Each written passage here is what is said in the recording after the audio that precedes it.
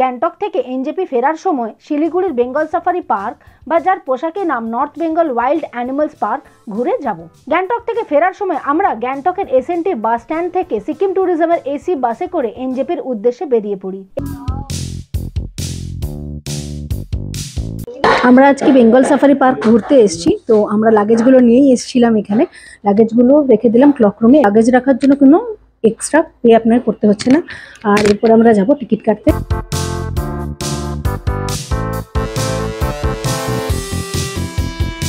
আমরা বেঙ্গল সাফারির টিকিট কেটেছি। আমরা 200 টাকার টিকিটটা কেটেছি। ওটার মধ্যে হার্বিভোর আছে আর হচ্ছে টাইগার সাফারি আছে। 200 টাকার টিকিটটাতে আধ ঘন্টা রাইড হয়, আর যেটা 400 টাকার টিকিট সেটাতে 1 ঘন্টা রাইড হয়। বাট 400 টাকার টিকিটটা ওরা 2 ঘন্টা পরে, সেই জন্য ওটা আমরা নিইনি। আমরা যেটা আধ ঘন্টার জন্য সেটাই নিয়েছি। টিকিট কেটেই ভেতরে ঢুকলাম এবং ছুটলাম দারুণ দারুণ লোকেশনের দিকে, যেখানে খুব সুন্দর সুন্দর ছবি তোলা যাবে। বেঙ্গল সাফারি পার্ক সকাল 9টা থেকে বিকেল 5টা পর্যন্ত খোলা থাকে এবং এই পার্কটি প্রত্যেক সোমবারই বন্ধ থাকে। বেঙ্গল সাফারি পার্কের এন্ট্রি ফি হলো 50 টাকা, আর বাচ্চার বয়স যদি 5 বছরের নিচে হয় তাহলে এন্ট্রি ফি লাগবে না। পার্কের ভিতরে টয়লেট তো আছেই, food court, clock room, waiting হল করা হয়েছে, কিন্তু আলাদা করে কিছু পে করতে হচ্ছে না, ফ্রি অফ কস্ট। আর যে টয়লেটটা আছে তার পাশেই আছে সুভিনিয়ার শপটা। এটা পুরো পার্ক জুড়েই অ্যানিমালসদের বিভিন্ন ছবি দেওয়া আছে এবং তাদের সম্পর্কে ডিটেলস অনেক কিছু লেখা আছে। পার্কের মধ্যে এই দুটো জিনিস বারবার, এই দুটো জিনিসের পোস্টার দেখতে পাচ্ছি। একটা হচ্ছে পশু পাখিদের বিরক্ত করবেন না, সেকেন্ড থিং হচ্ছে প্লাস্টিক ব্যবহার করবেন না। তো আপনারাও এই দুটো জিনিস মেনটেন করার চেষ্টা করবেন। এখানে পুরো লিস্টটা দেওয়া আছে ভিজিটার্স অ্যামিনিটিস। ভেতরে এলে আপনারা কি কি দেখতে পারবেন, কি কি আছে। লেজার ক্যাট ট্রেল আছে, অ্যাভেরি আছে, রেপটাইলস জোন আছে, নেচার ইন্টারপ্রিটেশন সেন্টার আছে, বাটারফ্লাই গার্ডেন আছে, চিলড্রেন প্লেগ্রাউন্ড আছে। এইগুলো 50 রুপিস দিয়ে এন্ট্রি ফি করলে এগুলো আপনারা এনজয় করতে পারবেন। আর যদি আপনারা সাফারি টিকিটগুলো কাটেন, মানে ধরুন 200 টাকার বা 400 টাকার সাফারি টিকিটগুলো কাটেন, তাহলে এই 50 টাকার টিকিটটা আলাদা করে কাটতে হচ্ছে না, ওটা ওর মধ্যে ইনক্লুডেড। শিলিগুড়ির বেঙ্গল সাফারি পার্কের এটা টিকিট। আমরা যেটা নিয়েছিলাম 200 টাকার টিকিটটা, তো সেটা নিয়েছে। এইখানে টোটালটা দিয়েছে। এই টিকিটের মধ্যেই আপনার বাসের নাম্বার কোনটা, আপনি কত নম্বর বাসে যাবেন, এই যে এটা দিয়ে দিয়েছে, এখানেও দেওয়া আছে। আর সিট নাম্বারও দিয়ে দেয় সঙ্গে সঙ্গে। যে সাফারিগুলো করে হচ্ছে গ্র্যান্ড সাফারি বা নর্মাল যে সাফারি হচ্ছে, সেই সাফারির বাসগুলো কিন্তু এগুলো, সেই সবকটা বাসই এসি বাস।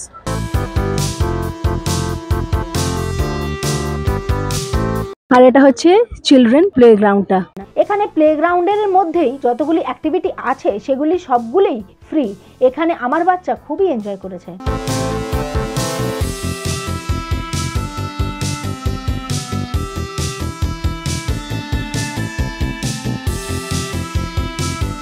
তারপর আমরা নির্ধারিত সময় অনুযায়ী বাসে উঠে পড়লাম। টাইগার সাফারি যেখান থেকে শুরু হয় সেই এলাকায় ঢোকার জন্য তার আগে বেশ কয়েকটি গেট পার হতে হয়। আমরা খুব কাছ থেকে অনেকগুলি বাঘ দেখেছি। যেখানে বাঘ থাকে সেই জায়গাটিতে গাড়িটি 10-15 মিনিট মতো থাকে, তারপর বাকি 15-20 মিনিটে পুরো পার্কটি ঘুরিয়ে দেখায়।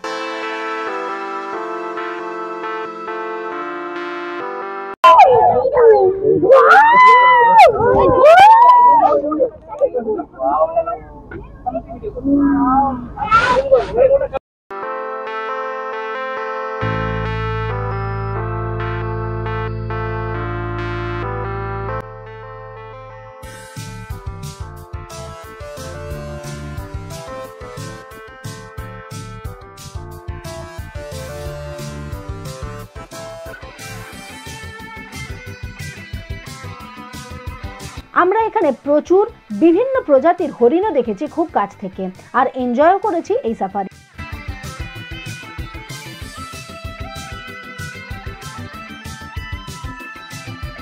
তারপর অনেক ঘোরাঘুরি করে ক্লান্ত হয়ে ক্যান্টিনের দিকে চললাম কিছু খাওয়া দাওয়া করার জন্য। একটা নর্মাল সাফারি নিয়েছিলাম, ওটা শেষ করে এখন আমরা দুপুরে লাঞ্চ করতে এসেছি। তো আমরা লাঞ্চে নিয়েছি সবজি ভাত, যেটা 100 রুপিস, আর যদি এক্সট্রা অমলেট নেন সেটা হচ্ছে 60 রুপিস, ওটা ডাবল ডিমের অমলেট থাকে। আর আমরা নিয়েছি চিকেন রাইস, সেটা হচ্ছে 180 টাকা।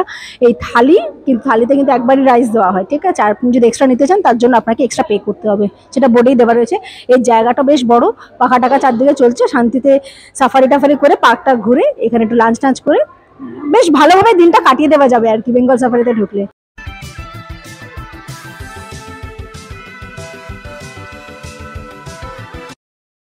বেঙ্গল সাফারিতে এসে এখন আমরা লাঞ্চ করতে বসেছি। এখন 2:30 মতো বাজে। তো আমরা নিয়েছি, একটাতে নিয়েছি সবজি ভাত, এটাতে আছে ভাত, ডাল, সবজি আর হচ্ছে পাঁপড় ভাজা। আর একটা নিয়েছি চিকেন রাইস, তাতে আছে ভাত, ডাল, সবজি আর চিকেন। আর এক্সট্রা করে আমরা একটা অমলেট নিয়েছি, এটা ডবল ডিমের অমলেট, এটার জন্য আলাদা করে আমাকে 60 রুপিস পে করতে হয়েছে। চিকেন থালি নিচ্ছে 180 রুপিস আর ভেজ থালি নিচ্ছে 100 রুপিস। মোটামুটি খাবার দাবার রিজনেবল এবং নর্মাল যেরকম খাবার দাবার হয় আর কি, সবজি ভাত সেরকমই খাবার দাবার। জায়গাটা বেশ বড়, পরিষ্কার পরিচ্ছন্ন আর সেলফ সার্ভিস। তারপর লাঞ্চ করেছি, লাঞ্চ করার পরে আমরা এখন নিয়েছি আইসক্রিম। তো এটা হচ্ছে বাটার স্কচ, এগুলো 40 রুপিস করে নিল। আর জল, কোল্ড ড্রিঙ্কস এই সমস্ত কিছু এখানে পাওয়া যাচ্ছে।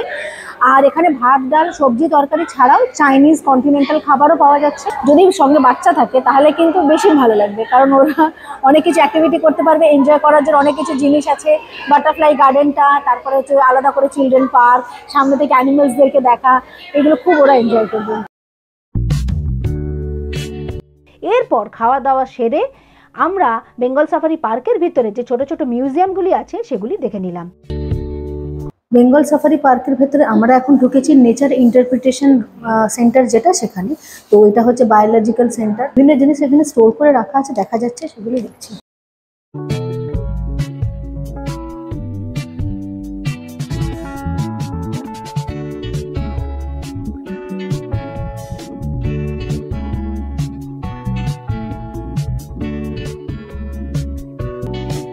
শিলিগুড়ির বেঙ্গল সাফারি পার্কের ভেতর এখন আমরা ঢুকেছি কন্ট্রোল রুম বলে একটা ঘরে। সেখানে কিন্তু দারুণ ডেকোরেশন করে সাজানো হয়েছে, পুরো জঙ্গলের ফিল দেওয়ার চেষ্টা করা হয়েছে। সবকিছু আর্টিফিশিয়াল, ভেতরে একটা এসি চলছে আর এরকম অ্যানিমেলস বানানো রয়েছে, বিভিন্ন অ্যানিমেলস বানানো রয়েছে। এই জায়গাটা কিন্তু সত্যি খুব ভালো লাগছে।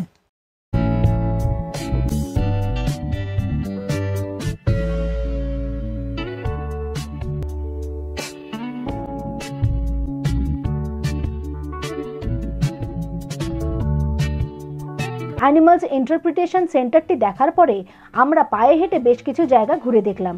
তার মধ্যে ছিল কুমির, মোনামাঙ্কি, হক ডিয়ার, সাদা ময়ূর, কাকাতুয়া ইত্যাদি।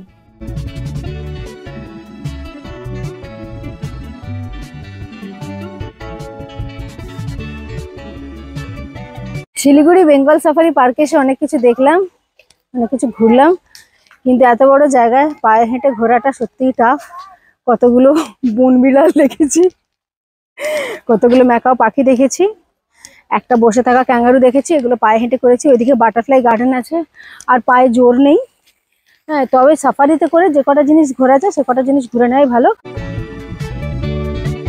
বেঙ্গল সাফারি পার্ক থেকে বেরিয়ে এখন আমরা যাচ্ছি হংকং মার্কেটের দিকে। আমরা এরকম একটা টোটো অটো মিক্স আপ একটা গাড়ি বুক করেছি, এটা 350 টাকা নিয়েছে।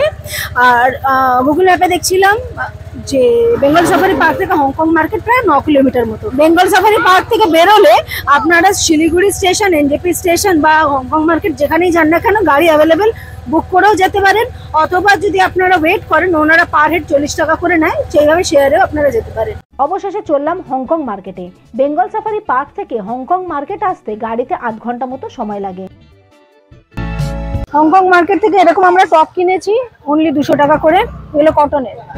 তারপর হংকং মার্কেট থেকে কিছু জিনিসপত্র কেনাকাটি করলাম এবং রাত্রে ট্রেন ধরার জন্য এনজেপি স্টেশনে পৌঁছালাম। ভিডিওটি আপনাদের কেমন লাগলো অবশ্যই কমেন্ট করে জানাবেন। আর যদি কিছু কোয়ারিজ থাকে সেটাও কমেন্টের মাধ্যমে জানাতে পারেন। আপনাদের কমেন্ট পড়তে আমার ভীষণ ভালো লাগে। Thanks for watching. Good bye.